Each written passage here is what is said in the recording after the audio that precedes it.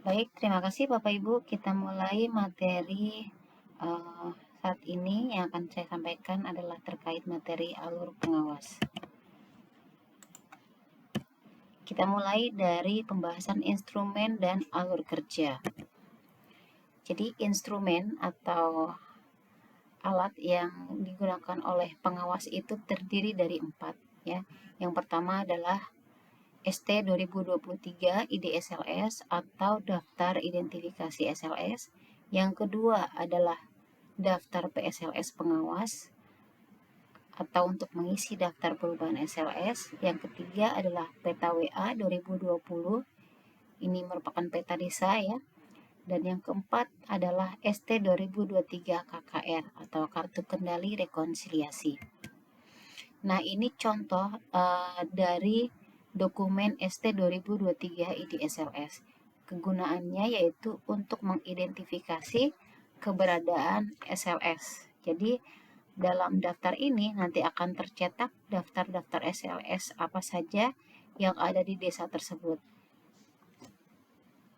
Nanti digunakan untuk apa? Untuk mengidentifikasi apakah SLS yang ada di daftar ini ditemukan atau berubah atau gabung atau baru dan atau pindah. Lanjut ke dokumen berikutnya adalah daftar PSLS pengawas. Nah, ini kegunaannya adalah untuk menampung perubahan SLS yang belum teridentifikasi. Jadi artinya SLS yang sudah terdaftar tadi di IDSLS ternyata ada perubahan, maka perubahan tersebut harus dituangkan ke dalam dokumen PSLS ini. Ini ilustrasi dokumennya. Jadi semua SLS sebelum perubahan seperti apa dicatat dan setelah perubahan seperti apa dicatat di PSLS ini. Lanjut ke peta WA 2020. Jadi instrumen ini digunakan sebagai petunjuk wilayah kerja dan digambarkan untuk menggambarkan batas SLS jika ada perubahan. Seperti kita tahu kan, SLS itu adalah satuan lingkungan setempat, atau kalau di Jawa itu ada RT, ada dusun, mungkin di Bali ada banjar, dan lain-lain. Nah, di peta WA ini menggambarkan satu desa ya. Jadi satu desa, kita lihat ini desa Sampiran. Desa Sampiran itu memiliki batas desa tergambar dengan garis merah ya. Garis merah tebal ini adalah batas desa Sampiran. Di dalamnya itu terdapat batas-batas yang warna hijau. Yang warna hijau itu adalah wilayah blok sensus ya. Desa Sampiran di dalamnya adalah wilayah-wilayah blok sensus. Nah, wilayah blok sensus ini ada kodenya kan, kode blok sensus. Mulai dari 001B dan seterusnya. Ini yang blok sensus ini yang menjadi wilayah kerja pemeta. Nah, kalau pengawas kan yang di bawah adalah satu desa, berarti satu desa di wilayah kerja Jandia. Semua blok sensus di dalam wilayah kerja di dalam desa Sampiran ini menjadi wilayah kerja pengawas yang bersangkutan.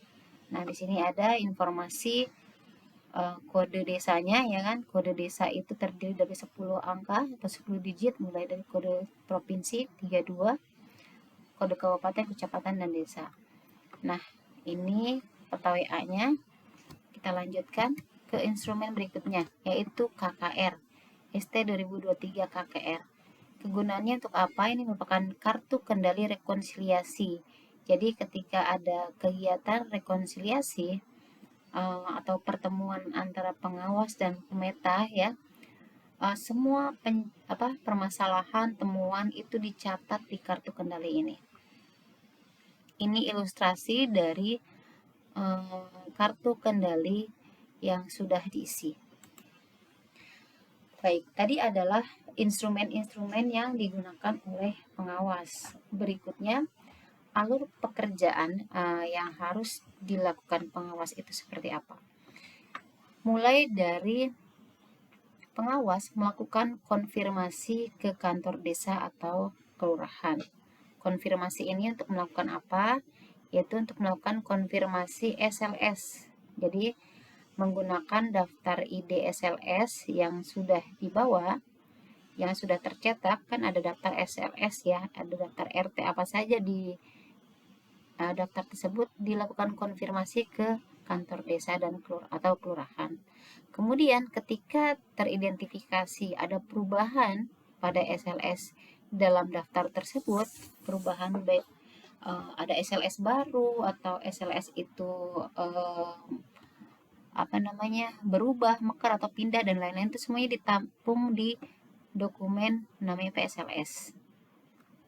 Kemudian pengawas juga melakukan konfirmasi batas SLS yang mengalami perubahan pada peta WA. Tadi kan peta WA dibawa pengawas ke kantor desa ya. Selain mengidentifikasi ada keberadaan SLS apa saja, kemudian jika ada perubahan SLS dan kantor desa mengetahui secara posisi SLS itu dari mana, pengawas dapat menggambarkannya pada peta WA.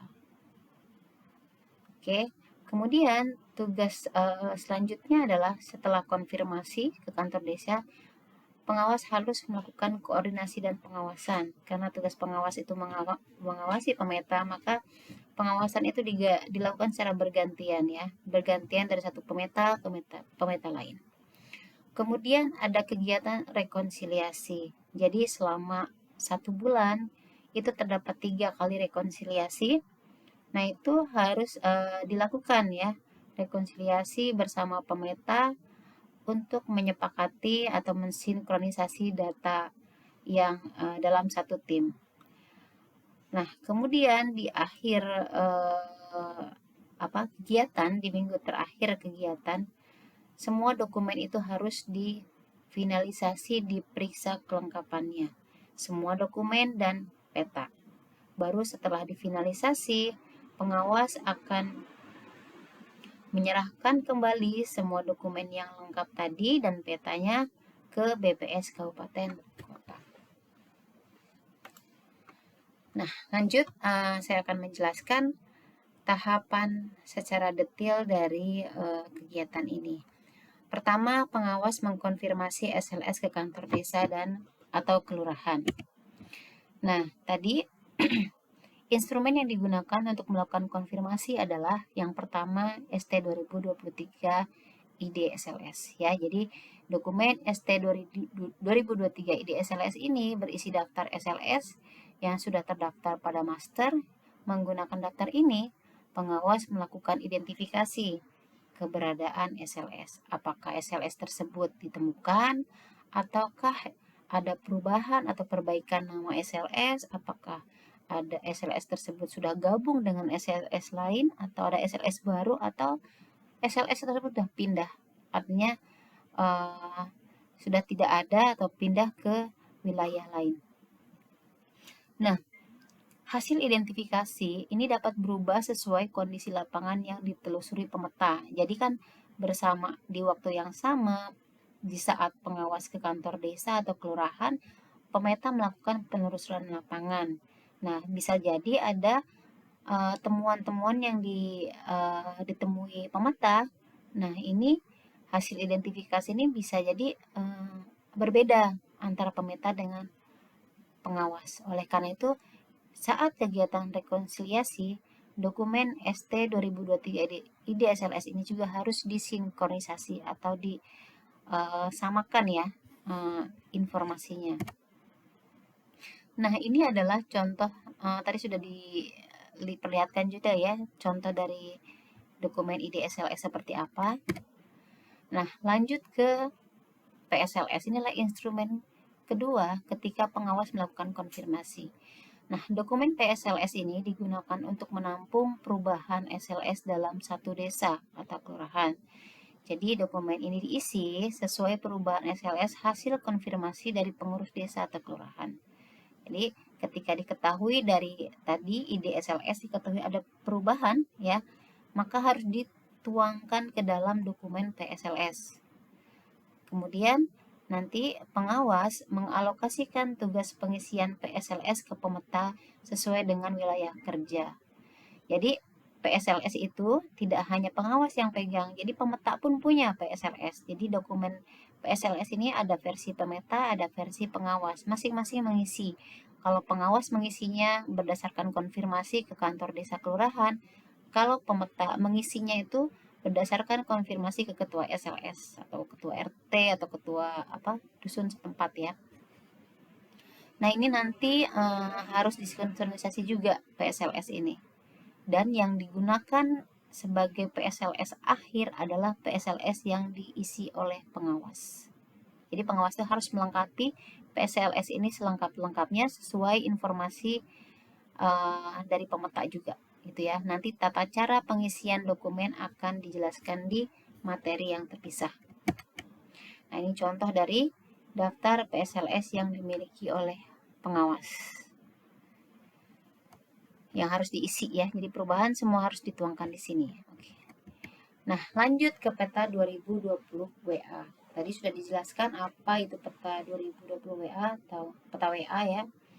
Jadi menggunakan peta WA, selanjutnya pengawas melakukan konfirmasi lokasi dari setiap SLS. Jadi peta WA itu kan menggambarkan SLS dalam satu desa atau kelurahan.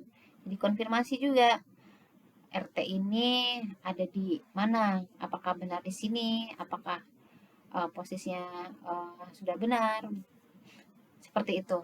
Nah, ketika diketahui ada perubahan posisi RT ya, atau posisi SLS, nah, dan di kantor desa memang mengetahui perubahan tersebut, itu bisa dituangkan dalam peta WA, digambarkan oleh pengawas sehingga pengawas bisa langsung mengidentifikasi SLS tersebut ada di blok sensus yang mana, seperti itu.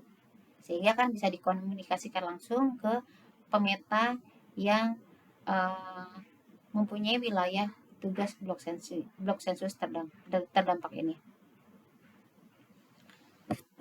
Nah, ini sebagai ilustrasinya. Di sini adalah contoh penggambaran batas indikatif SLS yang mengalami perubahan. Nah, ini terlihat hasil konfirmasi ternyata diketahui, oh ada penambahan SLS. Nah, penambahan SLS itu digambar oleh pengawas di peta WA, digambar garis putus-putus. Nah, ternyata ketika dilihat kita perbesar, oh ternyata di RT ini ada penambahan RT ya, ada penambahan RT yang ternyata berada di blok sensus 003B. Ini adalah 003B.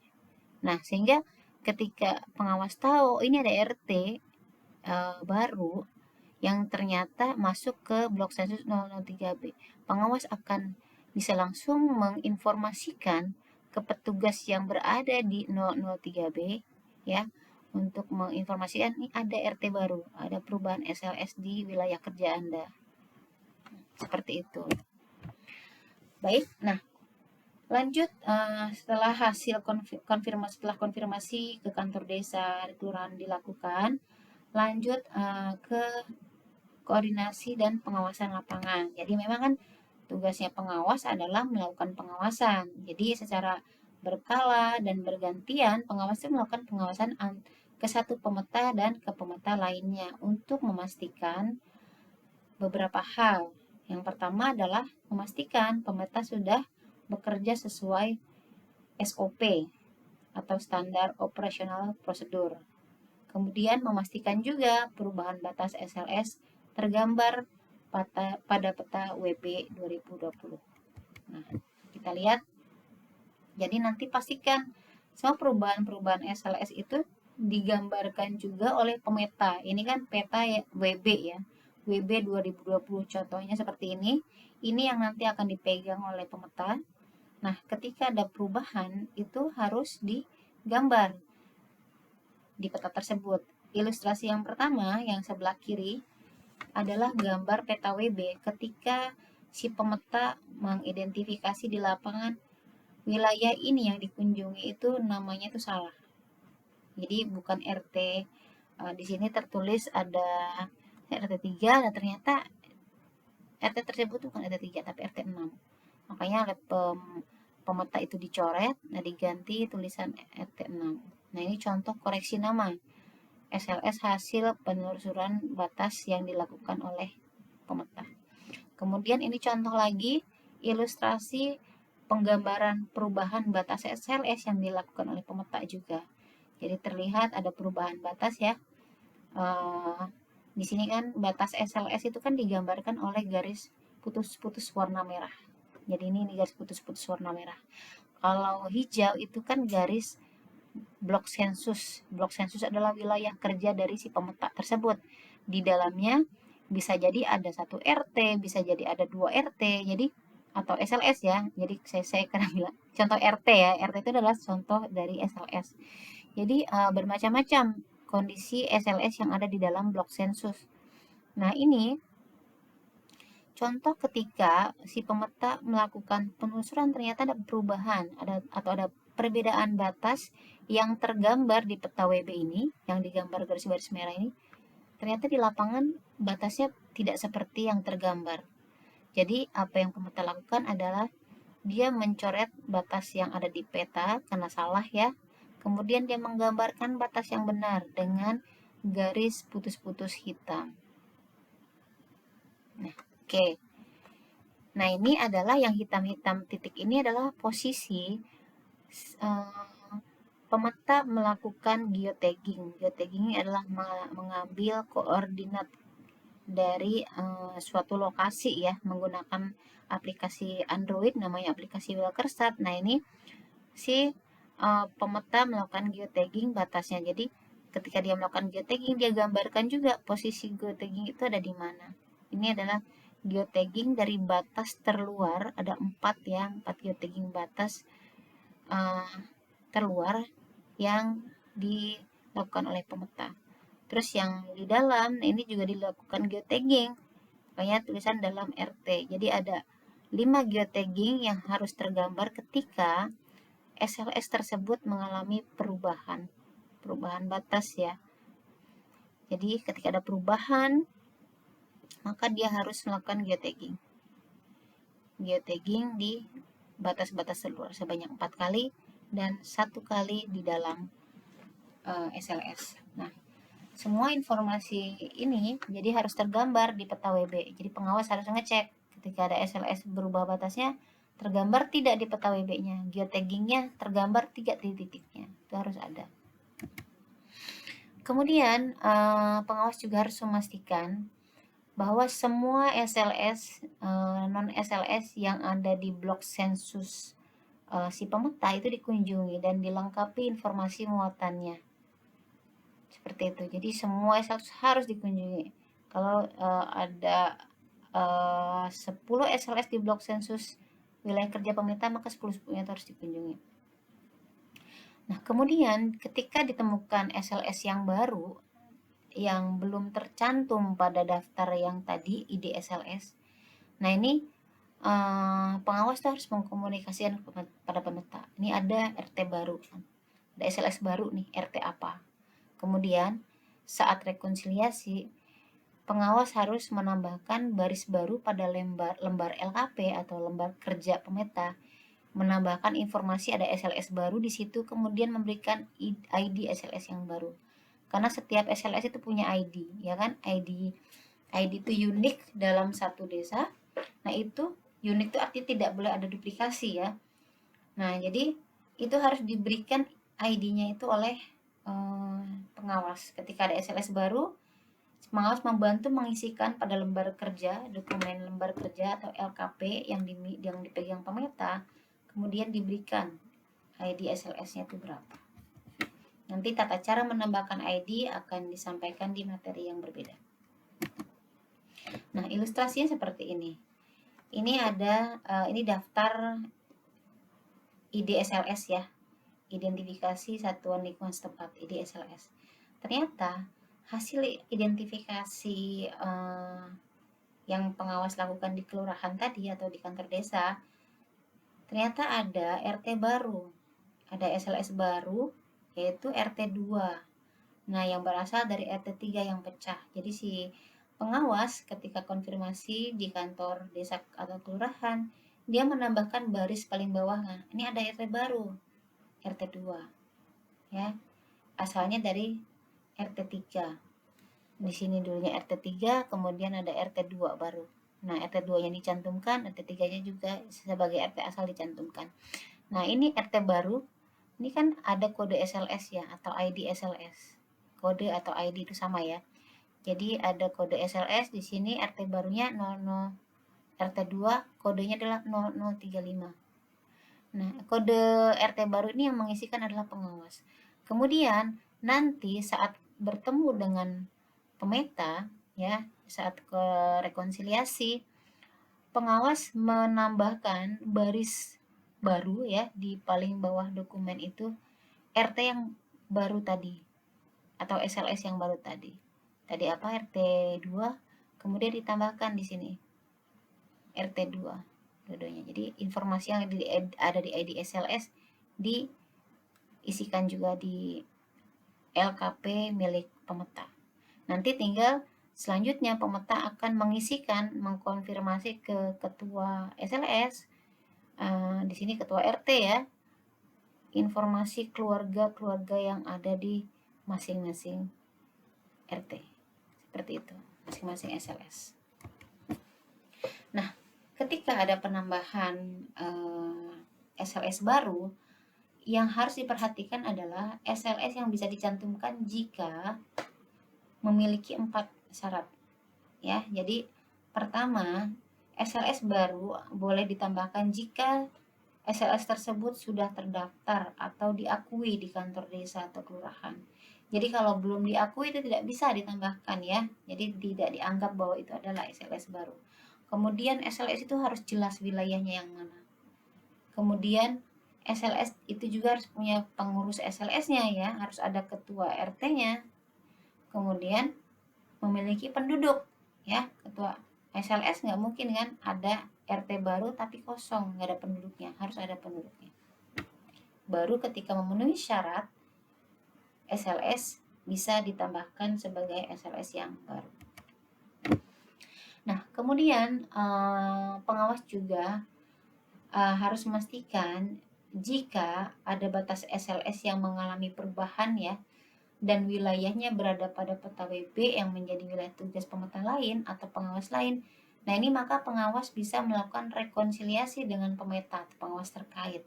Jadi, rekonsiliasi atau pertemuan tim ini tidak hanya dilakukan di dalam tim saja, tapi bisa dilakukan antar tim. Itu sangat memungkinkan jika memang terjadi ada perubahan yang terdampak ke tim yang lain, wilayah tim lain.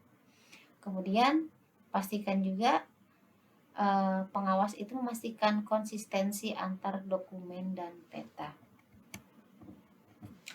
Baik, kita lanjut ke rekonsiliasi. Jadi kan tadi sudah disebut ya, ada beberapa kegiatan rekonsiliasi.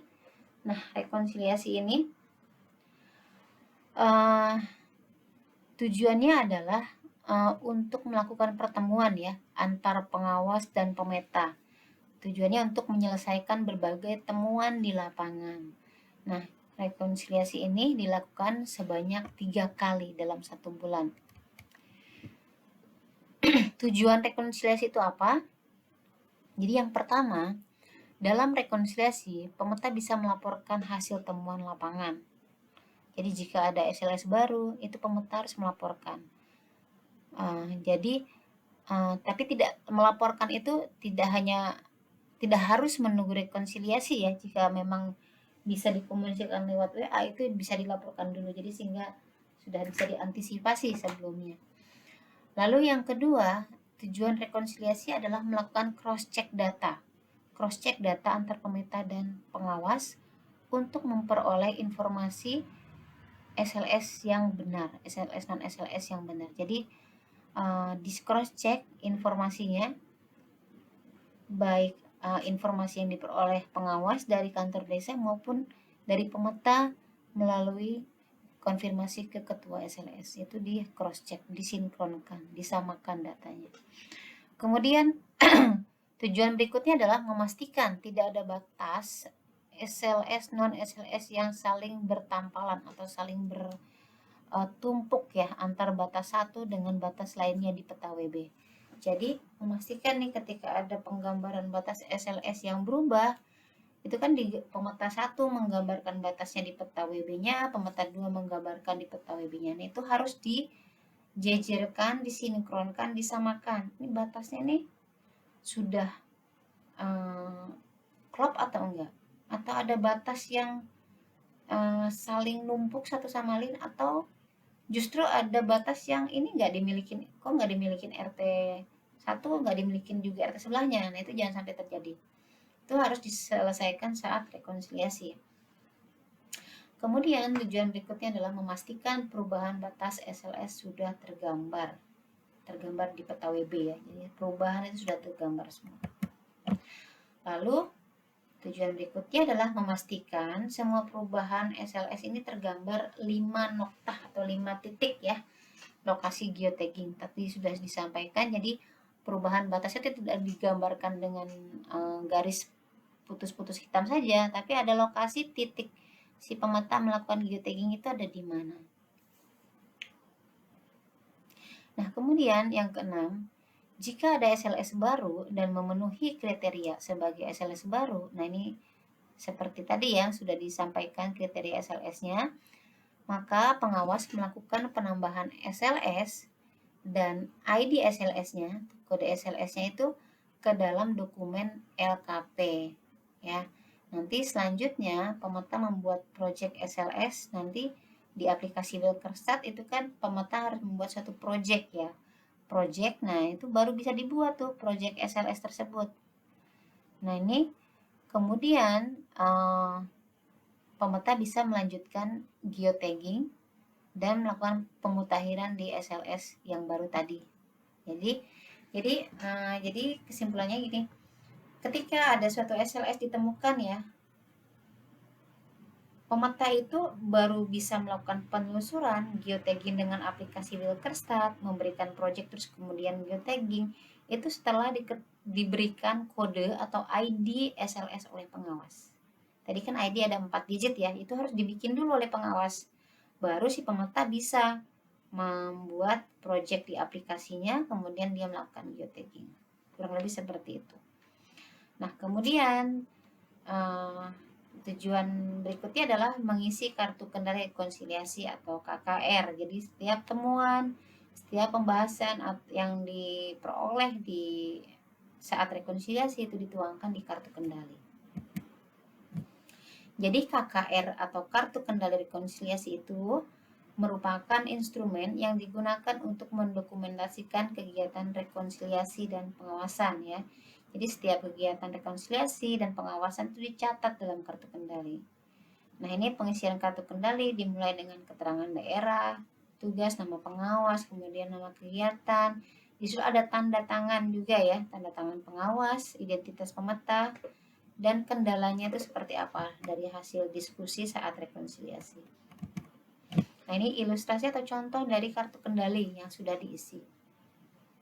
Ya, di situ ada tanda tangan pengawas, pemeta juga, kemudian temuan-temuannya dicantumkan ya, hasil diskusinya, kapan rekonnya juga dicantumkan. Nah, outputnya apa saat rekonsiliasi?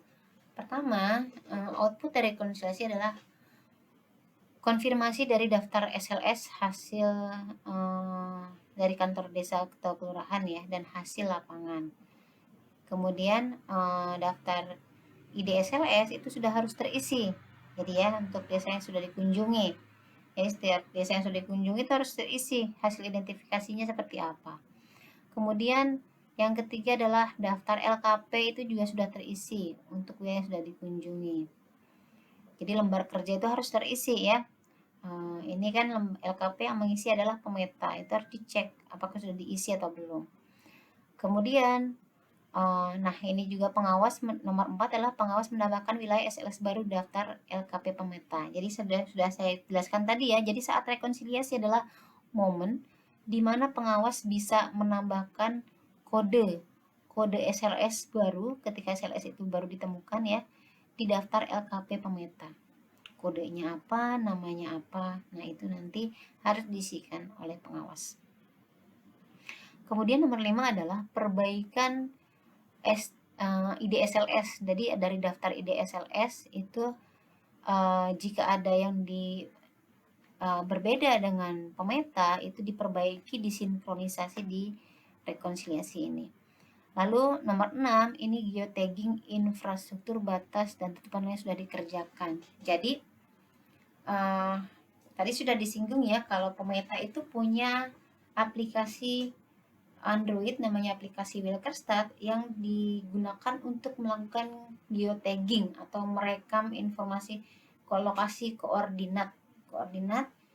Di sini ada tadi batas SLS ya, batas-batas perubahan SLS, kemudian batas yang ada di dalam SLS, kemudian infrastruktur pertanian ya. Infrastruktur pertanian itu ada lumbung padi, ada KUD, ada apa lagi, ada tiga infrastruktur pertanian itu harus lengkap, bukan harus lengkap, jika ada itu harus di geotagging ya. Nah itu dicek juga. Jadi pastikan saat rekonsiliasi itu pengawas melihat aplikasi HP yang dipegang pemeta, yang dibuka aplikasinya, dilihat apakah proyek-proyek yang harusnya dibuat itu sudah dibuat oleh pemeta. Ya nanti materi pembuatan proyek disampaikan di materi pemeta secara lebih detail. Kemudian output yang ketujuh adalah finalisasi batas perubahan SLS pada peta WB 2020. Nah ini jadi saat rekonsiliasi itu harus difinalkan ya. Ketika ada perubahan SLS harus jelas tergambar di peta WB-nya dan harus difinalkan. Ingat harus konsisten, tidak ada gap overlap antar wilayah SLS, itu harus dipastikan. Kemudian kartu kendali rekonsiliasi sudah terisi dan ditandatangani pengawas dan pemeta. Nah itu adalah output dari rekonsiliasi. Ada 8 output, pastikan semua itu sudah lengkap ya. Baik, terima kasih. Itu saja materi terkait pengawas ya. Terima kasih. Mohon maaf apabila ada kekurangan.